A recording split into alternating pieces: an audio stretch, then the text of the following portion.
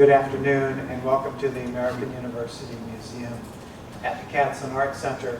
You're in the project space, and the project space was, the idea behind it is to involve other disciplines, other parts of the university in what we do in the museum, to reach across the campus and try to take a broader view of things. So when it came time to find a curator for Bernice sponsored on the show, we went to Ori Soltes, and perhaps there are many reasons, but Ori has been teaching at Georgetown University for 30 years, disciplines as diverse as art history, theology, philosophy, and political history. And so he's going to bring that knowledge, expertise to bear on this show, and he did a wonderful job. Bernice, I'm so happy to say I've known you for, 45 years? Yikes. And when you first showed up at the Washington Project for the Arts, and it's been, I was thinking, the only really good thing about aging is that as memories, that's the only way you get them. So anyway, I have great memories, and it's been wonderful to follow your work ever since. So with that, I'm going to turn this over to Ori. Please participate, engage if you will, ask questions. I think you're going to talk for a little bit, and then let's open it up and have a conversation. Thank you. So Bernice and I agreed that I'd say a few things, and then I have a few questions to start out with, and she has a few things, and then the floor will be wide open. And the few things that I would say by way of introduction is, and it does pertain to the way certain disciplines crisscross each other. So one can certainly think of philosophy, theology, and art history when one looks at this work. And you all thought of that, but I'm going to remind you anyway. If you think of philosophy, maybe one of the things you think about is Plato, who's one of the fathers of Western philosophy, because Plato, who knew so much and understood so much, really did not understand art at all. He thought of it as imitation, whereas art is revision, it's recreation. The artist doesn't simply try to imitate whatever it is that is being depicted in, by the way, whatever the form, visual, verbal, or otherwise, but through the brain, the mind, the eyes, the hands of the artist. What is out there is transformed. And certainly when one looks around ourselves, when you look around you at the gallery walls, you realize that nature's tapestry is very much being transformed through the camera, through the eye, through the mind, through the hand of Bernice von Muehlen. The second sort of realm in which this interplays is theology, in that theology, of course, is the study of what humans have thought about God, or God's divinity. And when we think of that, we of course also think of the word religion. And when we think about religion, of course, I know you immediately think about the Latin roots of that word, religio. And L vowel G means a binding, and R-E means back, or again. So religio is that which binds us back to a source. And in the history of humanity, for the most part, that has meant to some concept of divinity, because humans across time and space have typically thought that there's something beyond ourselves that has created us and therefore can destroy us, help us, harm us, hinder us, hurt us, bless us, curse us. We want the positive possibility of that dual possibility. So religio has as its province and purpose to kind of engage divinity so that we survive, so that we are helped, not harmed, or blessed, not cursed, created, not destroyed. And in a reality where we are less sure of God, one of the concepts that has in the last 200 years replaced God in the minds of many humans is nature, so that it affords also a kind of context out of which humans come and to which humans can return, to which humans reflect. I mean, in a very literal sense, the way we end our lives if we are buried, returning to nature, which is the realm in a different sense from which we have come. Moreover, in the history of art, because divinity is a realm that is so ultimately unintelligible, that religion does the best it can to try and figure it out for us, it has many instruments of which words represent just one, and words are limited. As much as they extend us as a species, they're limited, even within our own realm. Our ability to describe in words effectively the beauty of a sunset or the beauty of parental love is limited, which is why poets keep writing about sunsets and parental love, because no one quite gets it right. How much the more so if you're trying to relate to divinity. So as far back as we can trace ourselves as a species, visual arts has been one of the instruments that we use as an instrument in the hands of religion by way of its language, its indirect language of symbols, to express and explore that other reality by way of something that we can see, that we can touch, that we can smell, that we can hear, that we can taste. And the artist, moreover, every time he or she does a creative act, which is what artists do, of course is also on a smaller scale emulating what, if there is a god or if there are gods, it does or they do. So art is related to religion also in that the artist is a kind of inspired priest, priestess, poet, poetess, hero, heroine, someone who does on a smaller scale what the gods do. And if one looks around at what Bernis has done in this 4 groups of works, so I like to think of them as symbolizing the 4 directions of reality, perhaps by accident or perhaps not. One of the other things one realizes that she has done is play with a whole range of ideas that connect not just to philosophy and not just to poetry and not just to religion and theology, but of course to the history of art itself. And one can see that whether we consider art, religion, and the like from the other side of the world, from Nepal, where she has spent time and photographed, or whether one thinks within the Western tradition, relatively recently, at the crisis that painters began to have in the 1830s and 40s in the West, because photography as a discipline was in the process of being developed. That was a pun, I guess. Developed. And because the camera can take what we call camera perfect imitations of reality, painters panicked about whether we can compete with that. And the most obvious response was Impressionism, which in fact said, but what we do is different from what painting does, what photography does. We engage in a different kind of process. And one of the features that distinguished Impressionism from earlier Western painting was that you look, let's say, at a Monet rendition of the Cathedral of Rouen, and you actually have to decide where you're going to stand relative to where it is on the wall so that it coalesces at an image of the cathedral. If you're too close, you're seeing a lot of blotches of color, and you have to back up till you get to that point.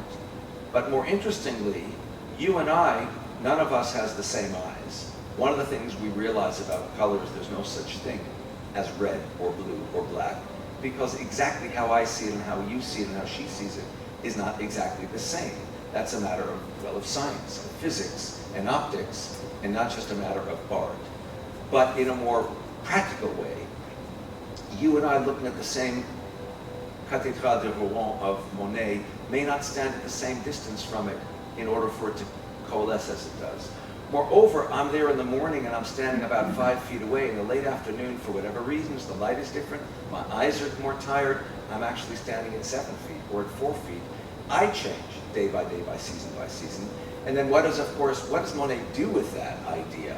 He says, you know, there's no such thing really as the Rouen Cathedral, it's what I see with my eyes. So in the 1890s, he does a whole series of 30 renditions of it, and no 2 are alike. They're all alike, but no 2 are alike. Somehow they're different. The colors, the shadows, the light, because it's really not about the cathedral. It's about the light and the color and the shadow and the shape and how all of that interacts with your eyes, so that, you know what? the painting is not finished until you've looked at it and determined where to stand. So in particular, the forest tapestry, of course, across from me, don't turn around yet, where Bernice has repeatedly looked at the same image, but transformed it so that no two of those images looks alike, is by pure irony, Monet-like, except she's the photographer from whom he was running, who has run back to where he was going, in transforming the image as it is in nature by way of her thinking, by way of her seeing, by way of her unique skill as an artist, as a photographer. With which I would turn to you, Bernice, with at least one, if not two questions. Let's see it. How'd you start to do some of this stuff? Did you do it? Okay. And it's all yours. Tell us what you were doing here. Well, actually, You have to get actually, yes. The tree tapestry had to do with the fact that I have a very close relationship to the trees that surround our house. They are almost touching the house now from every side. And I was lonely, not just because of COVID, but just because of the separation between me and the trees. And so I started to photograph them. You should see how many I have, actually, in deciding on which ones to put up so that there would be some sort of sequence from visually from one thing to the next. But really it was a matter of seeing the same thing over and over again, which had more to do, I guess, with not Western religion, but Eastern. I was going to start with the whole idea of Indra's net, which for me puts everything together in a sense. When I was a kid, I used to wish my eyes were electron microscopes so that things wouldn't have all these edges and we would be able to see things the way they really are. Not that an electron microscope would actually do that, because that wouldn't capture things the way they really are anyway. But that was an image that I had when I was a kid. And I developed more of a concept of it in around 1985. We spent a year living in Kathmandu, and from photographing street shrines transformed constantly by worship, where nothing ever was static, where things were being worn down, where the Shiva, for instance, it's a tiny one up there. on the upper left. Yeah, on the upper left. We took it was always who's going to see one first, but just all these SX70s that they used to make. And the Shiva was in a dark alley, and there was a smush on his face, which was a sign of worship. It wasn't any kind of denigration of Shiva. In fact, it was the opposite. It was worship. He is in that spot because of the Shiva Lingam, the unity between the male and the female, and you see a shrine that was right around the corner from one of our houses, because we had to move a couple times, mostly because of rats getting into the house. But anyway, the one on the bottom there, a Shiva Lingam on a yoni base, the female symbol. And I think that is actually blood, because during certain seasons, a lot of goats are sacrificed, and the blood, not just red powder, but blood is poured over the shrines. but they're tiny on the ground level. So around 1985, when we were there, I became interested in Indra's net. Can you explain what Indra's net Yes, you couldn't stop me because it is a concept that is more meaningful to me than any Western Abrahamic religion, which would include Judaism and Islam, Christianity in the middle there, and Islam. So for me, Indra's net had more to do with this old electron microscope image that I had. And when I was in college, this is before 1985, this was around 1962 and 3, I was studying Blake, and you probably know the very famous Blake lines from Auguries of Innocence: to see a world in a grain of sand, hold infinity in your hand, heaven in a wildflower, etc. Not later on in Auguries when he says, some were born to sweet delight, some were born to endless night, and the doors lifted that. But everything was part of a piece involving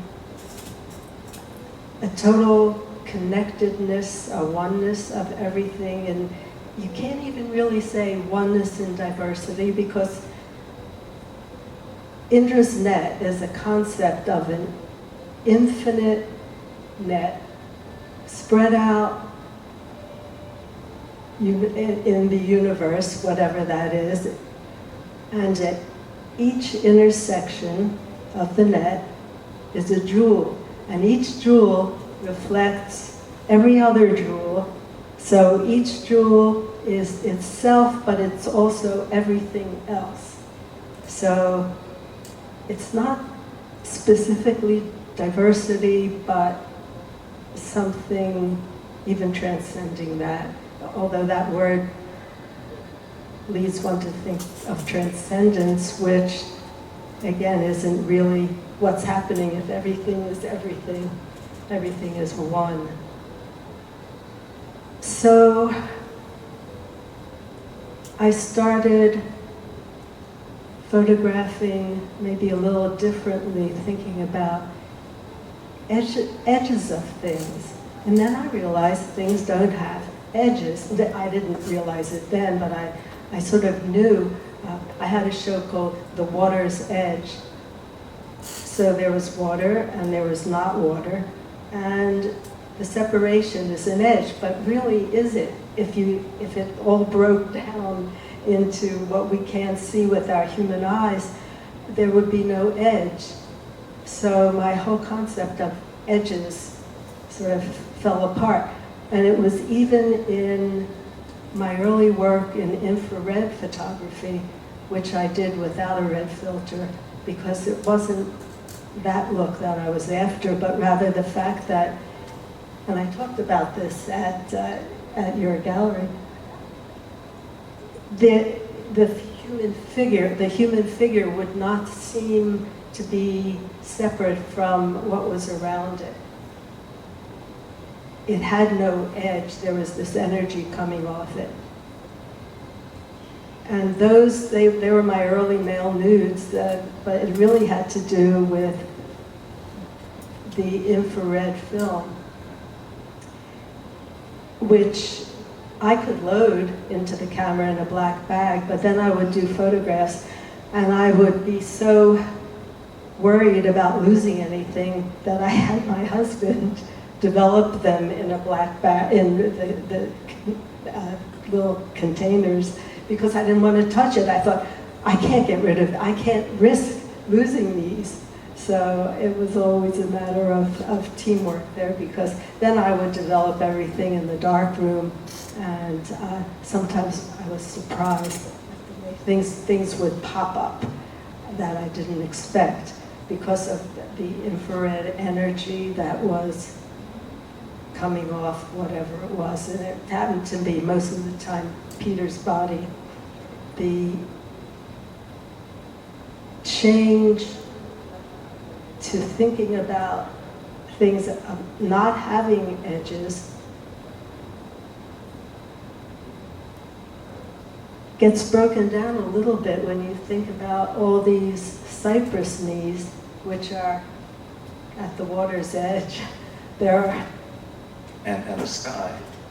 So it does, on the one hand, you know, you've got the edges, as you say. Yeah. But then when the sky gets in there, and you're not sure if you're looking at the water or the sky or the reflection, so actually you can re-blur the edge, right? Yes.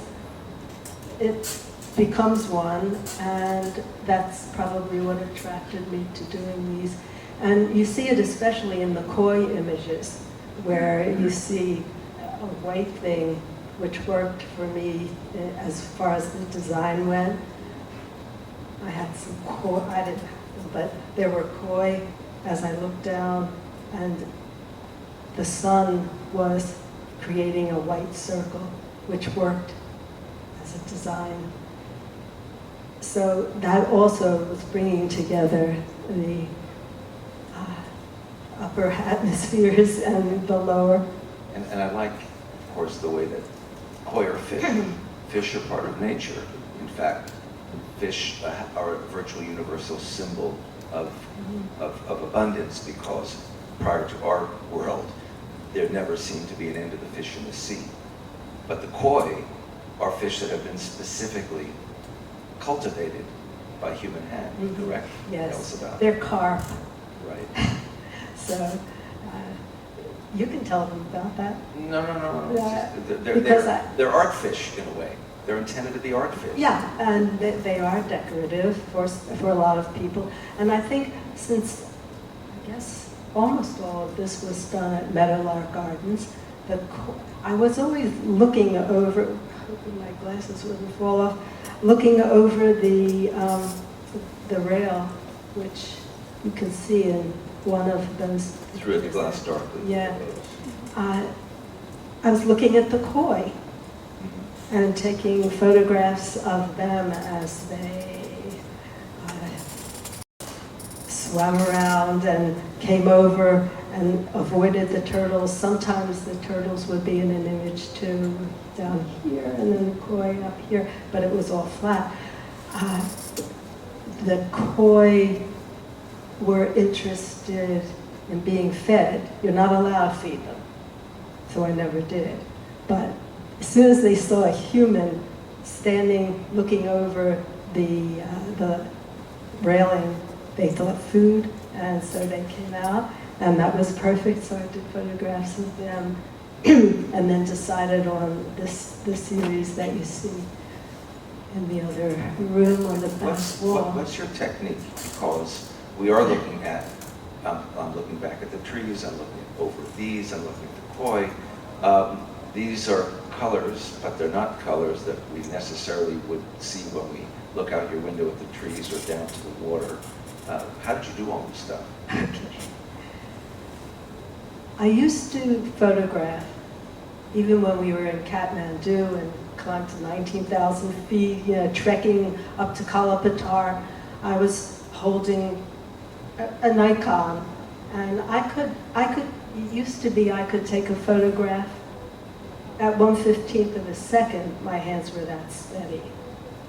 And then I had something happen to my right eye, and I had to focus only with my left, and I could still use a regular camera and take a photograph with a Nikon, and I did a whole series of water's edge photographs that were shown at the Troyer Gallery.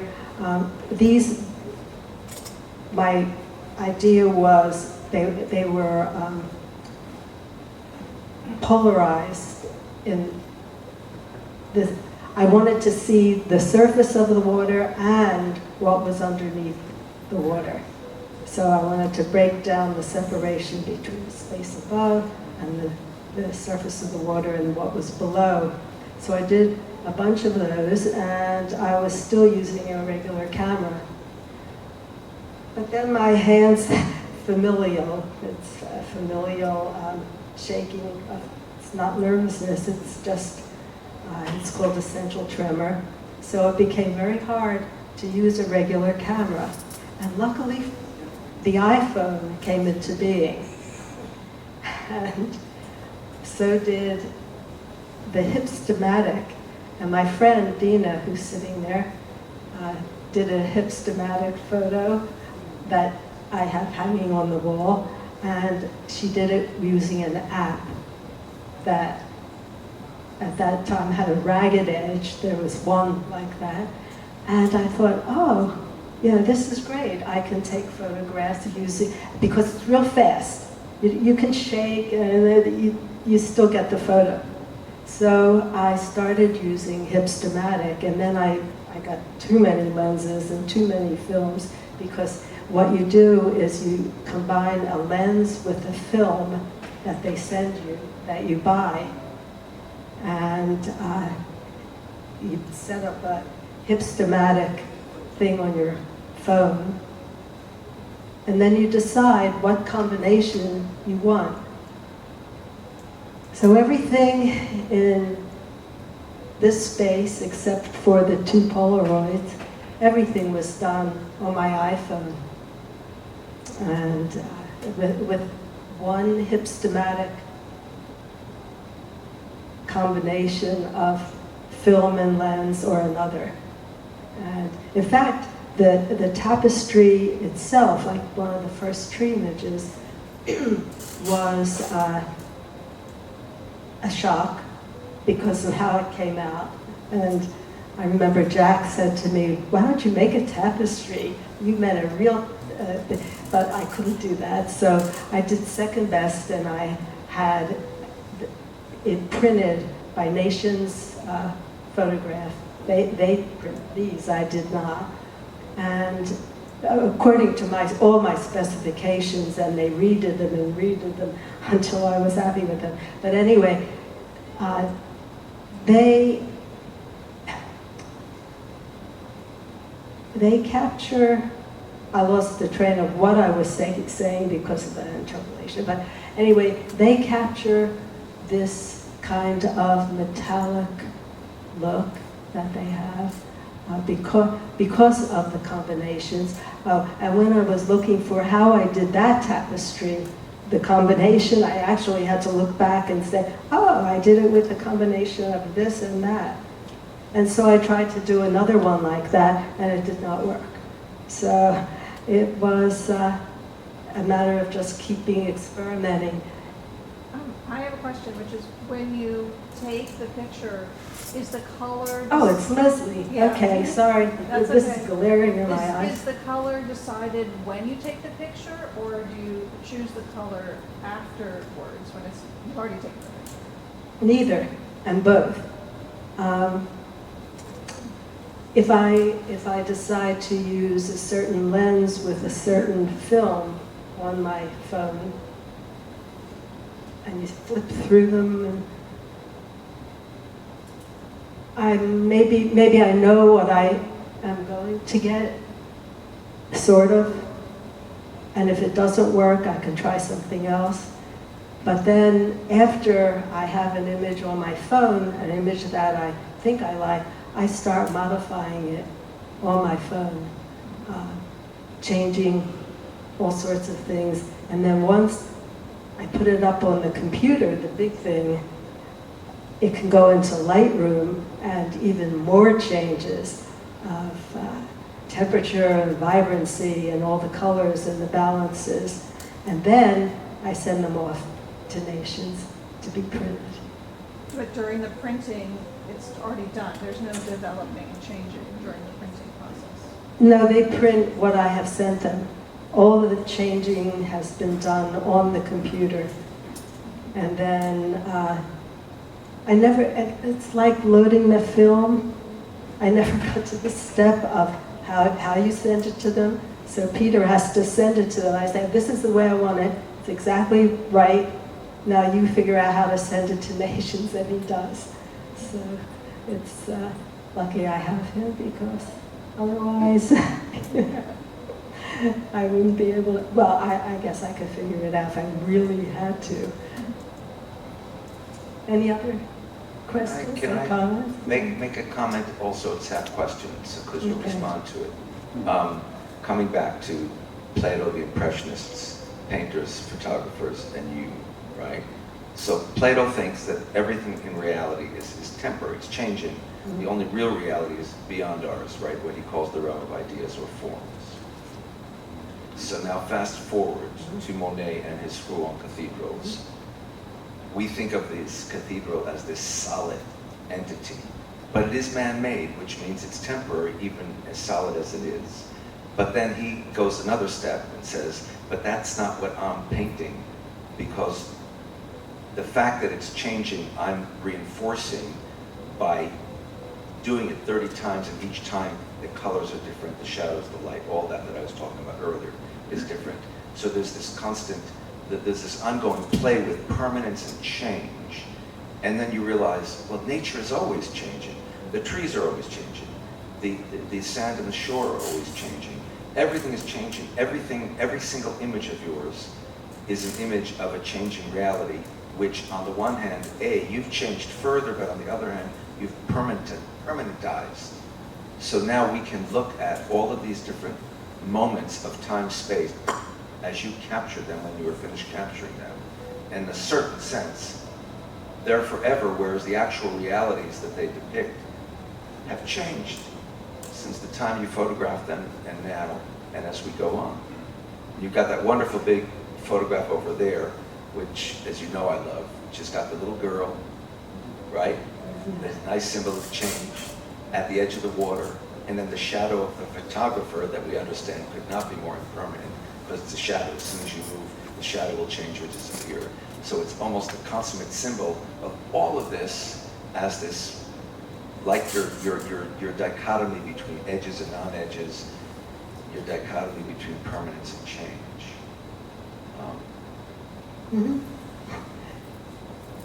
Yes, and when I did that photograph, I was aware of these things, because there she stood, holding her little toy and in her dress, and my shadow. So that one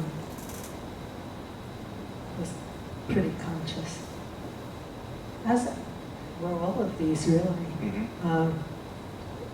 I often wonder what happened to the big tree, the one with the lingam stuck on it, the one with the roots.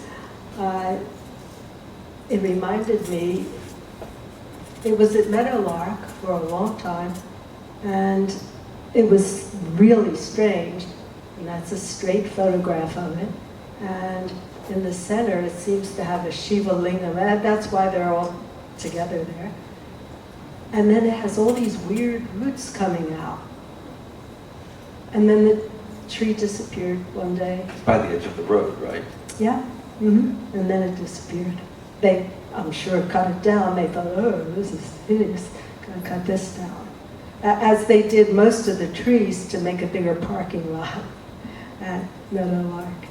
Because they knew yes. Yeah, they've cut it all down. Speaking of which, tell us why you have Hermann Hesse in your hand. Yeah, well, because you and I were talking about it's true. We're talking about the fact that we didn't know, we had both read all of Hermann Hesse, and I had even taught several of his novels, and we did not know that Hermann Hesse was enamored of trees and had, a real passion for trees. And someone mentioned it in passing in an article in the Post, I think. And so I'm in the process of trying to get rid of things, books, everything that I don't. Well, anyway, I bought this, and I'm glad I did, because it's a beautiful little book. So there's another paradox. You're getting rid of things, but you bought this. But I bought that, and Made from trees. That's right, the paper. Well, he, on page 95, if I can see it. Yeah. I will.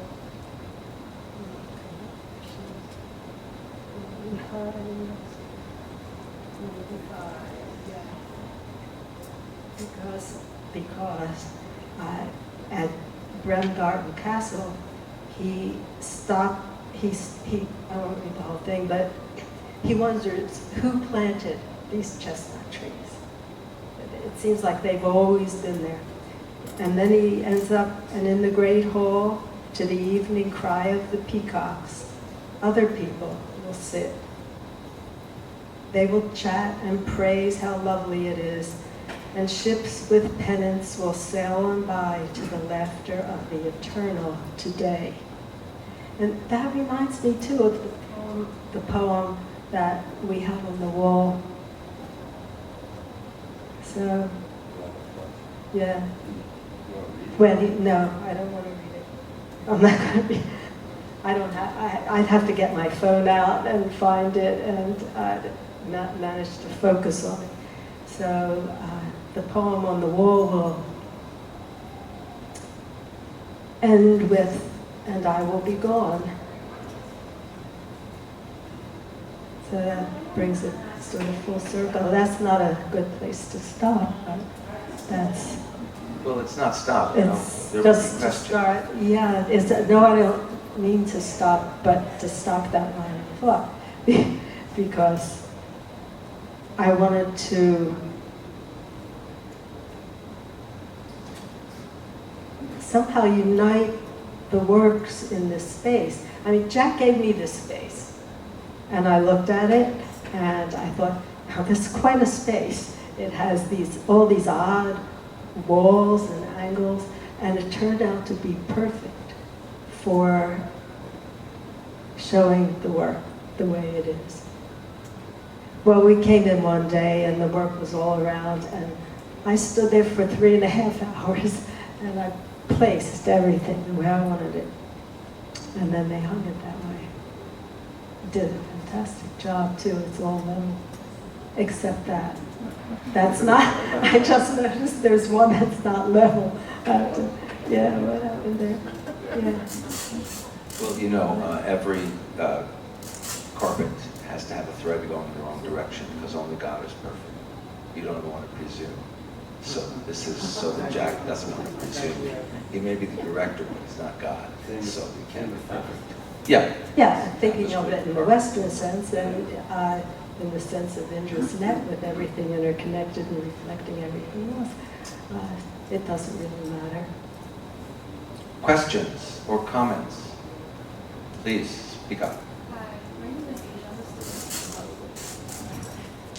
Hi, my name is Asia. I'm a student journalism major here at American.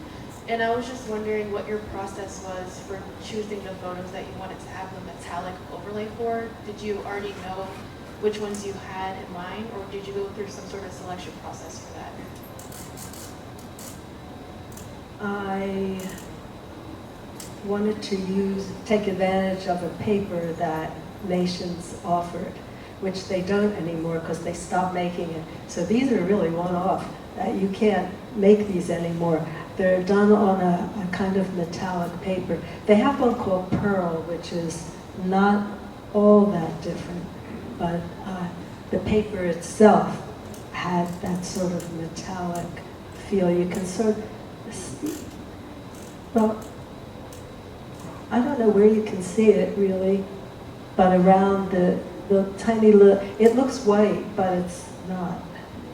It's really metallic. But the little girl isn't done that way. That's done with a regular kind of paper.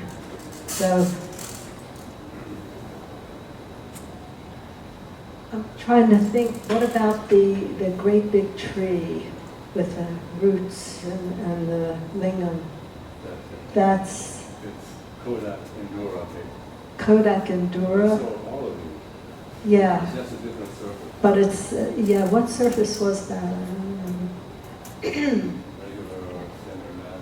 There's something, yeah. But these were all with a metallic surface, which I wouldn't be able to reproduce now.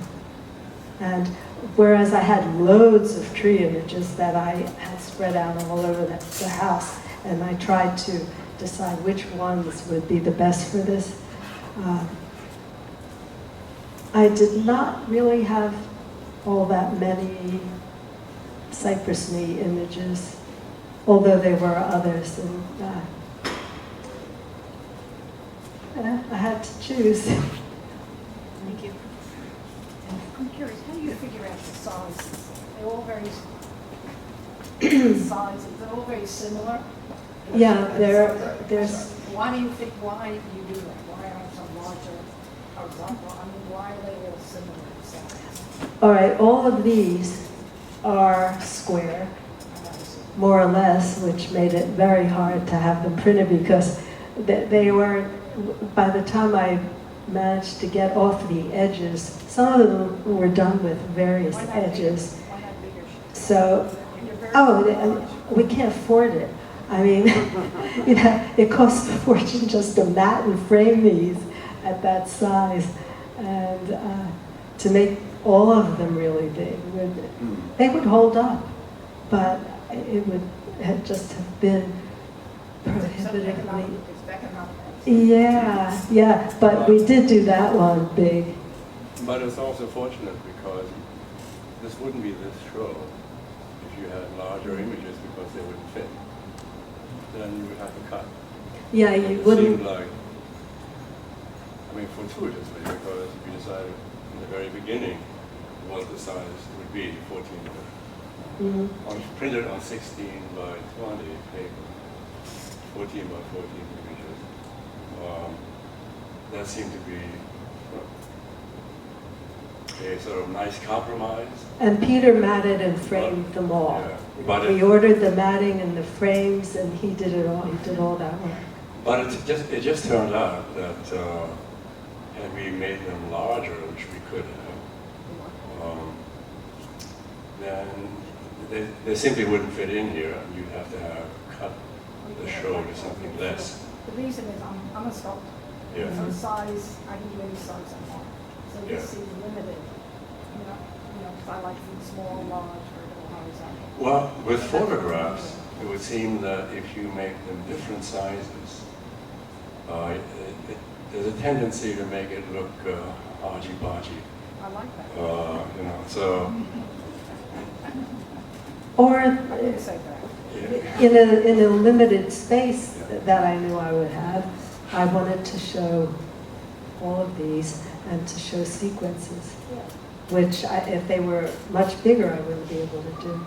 I mean, okay, so which one would I cut here? Oh, I'll cut that one out, make them bigger, but I didn't need to do that. And the same with the trees. They all could have been bigger, but then that's the tapestry. Yeah, that is bigger, right? But they weren't all supposed to be like that. And then the little girl, I had small, and then decided to make it bigger, and then bigger, because that one was a different sort of image and held up to being bigger. And yet, there was no need to make it as big as that tree image, which is grotesque, and becomes more grotesque, big like that. Oh, really? I don't think it's grotesque. I like that part. Oh, I like it too.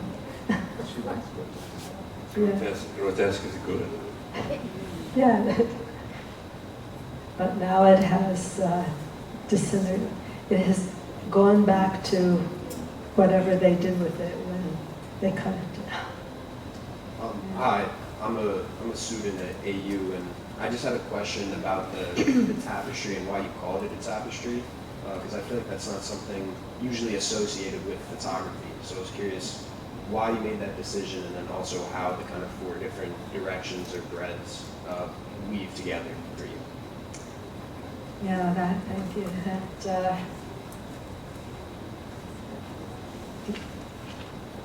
I've got to use words when I talk to you. Who said that? Tapestry involves weaving. It's multi-dimensional, actually. And what to call this? Nature's what? So we ended up with nature's tapestry because of I don't know, it's a conceptual interweaving of everything. And has to do with, again, interest. Yeah, I always go back to that you have a tapestry. It's not really a tapestry, but that's just a symbol for, these are all static images because there's one and there's another and there's another. So how to weave them all together conceptually, well, into a kind of intellectual tapestry, I guess. Do you have a better way to put it? Not better. No, not better. I've just something that you're weaving these. Each of it's as you say with Indra's net. It's every one of these photographs is a filament. It's a thread, and no two of them are alike, and yet they are grouped so that there's a series that weaves together because they are this kind of a subject, and there's another group that weaves together because it's that kind of subject. But then it all weaves together because it's ultimately about nature, it's ultimately about trees and fish of a particular sort, and then it becomes about people, even though people are missing from almost all the images. So yeah, it's just, and no two colors are alike. It's all, yeah, it's a nice metaphor. Claim it. And then I told my friend Dina that I was going to do a series that I call Through a Glass Darkly, and because I really love that phrase. And that is what came out of it somehow. There's more. There are more images, but those work well enough to show. There's something I didn't mention, and that is, because they're in back of me, what happened around 2016 to change the way I was seeing the cypress knees to that. All these dead things, that happened in 2016.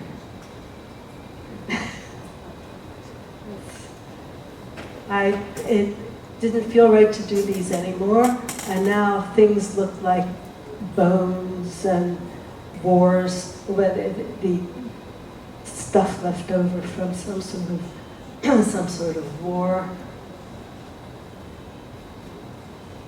And behind her you have those little figures. They're cypress knees too, but now they're sort of shrouded old images. So it turned from all of these bright colors and solid forms into these around 2016. So like divinity, humanity can be creative and destructive, right? Bring about life, bring about death. We move from these colorful, light-filled images to something much more death-like behind you and me in 2016. I don't know why that year. I can't imagine. Through a glass dark, sorry. Through a Glass Darkly is that same idea. And I was wondering if I ever wanted to do another one. And then I thought, nah, probably not. Each time I've finished with a series on something, I've put it away. It's done. And so it seems to be with this, but maybe, I don't know, maybe not. Yes? So the change from here to there, was that in your perception, or was it physical change? The world had changed, the country had changed, but it wasn't a political idea. It sounds good to say it now, Well, it could but be it's the same. These could look like those, but I took them I took them with a different app. So, on my phone, I made that happen so that they would then look like this. I like that look. I mean, I don't like what it might represent if you want to talk about it politically, but I like how it looks. So the artist revisions reality, and it's the same reality revisioned differently because of different circumstances pertaining not to this reality, but to our reality, which even when we're not being political cannot help but be political because that's what we are as a species, right? Yes. Other questions? Well, thank you all very much. I'll do it this way. Thank you all very much, and if you change your mind and you want to ask Bernice questions that you were afraid to ask in front of this vast audience, you can do that, or just look around. Thank you all very much, and thank you, Jack, Bernice, obviously, Peter, and everyone else. Yeah, for coming out in this rain.